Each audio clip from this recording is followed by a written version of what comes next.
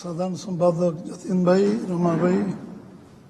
आम राजेंद्र भाई, दिलीप भाई, सरोज भाई, सुजित भाई, समस्त सांबादिक भाई माने आज भारतीय जनता पार्टी तरफ इंटरिंग बजेट आज लोकसभा रे आज आगत करा से अवसर रे मो देशर यशस्वी प्रधानमंत्री एवं अर्थमंत्री निर्मला सीतारमण को राज्यर 4.5 कोटी लोक एवं आमर समस्त कार्यकर्ता तरफ मु धन्यवाद दूँ, अभिनंदन जनाऊँ, कृतज्ञता ज्ञापन करुच्ची जे भारतवर्ष को विगत 10 वर्ष भितर जो भाव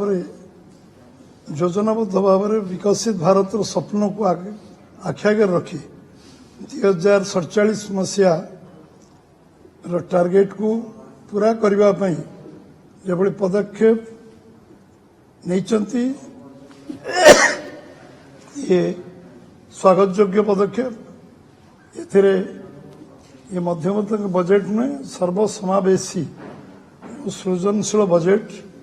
को इनक्लूसिव इनोवेटिव बजेट कहले अत्युक्ति हम नहीं। देशर भविष्य निर्माण बजेट एवं देशर जो 4टी वर्ग जार उत्थान है देशर उत्थान बोली यशस्वी प्रधानमंत्री कही आसुंच महिला युववर्ग चाषी और गरीब 4 स्तंभ सर्वांगीन विकास लक्ष्य दिगरे ये बजेट को आम देखा। बजेट मजबूत भारत पर ग्यारंटी एवं ये गोटे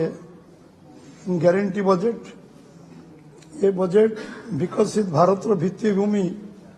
तैयारी हम जो इंफ्रास्ट्रक्चर आमर अमृत काल भारतवर्षर अमृत काल ये जो इंफ्रास्ट्रक्चर भित्तिभूमि प्रतिष्ठा या सबुठ अधिक गुरुत्व दि जाएगी। 11,11,111 कोटी टंकार व्यवस्था करा भित्तिभूमि प्रतिष्ठा पाई। ये बजेट विकसित भारत भित्तिभूमि निश्चित हम ये विश्वास समस्त अच्छी। गाँ सहर बासिंदा मान 4 कोटी आवास योजनार व्यवस्था करा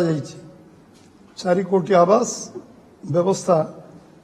आगामी 5 वर्ष भितर ये पूरा करा एभली टार्गेट रखा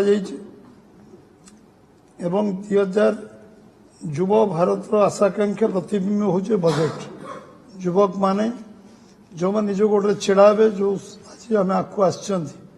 दारिद्रता 25 कोटी लोकों दारिद्र्य दूरीकरण ये हूँ ये सरकार सबुठ बड़ उपलब्धि से क्षेत्र आहरी आगू जावाई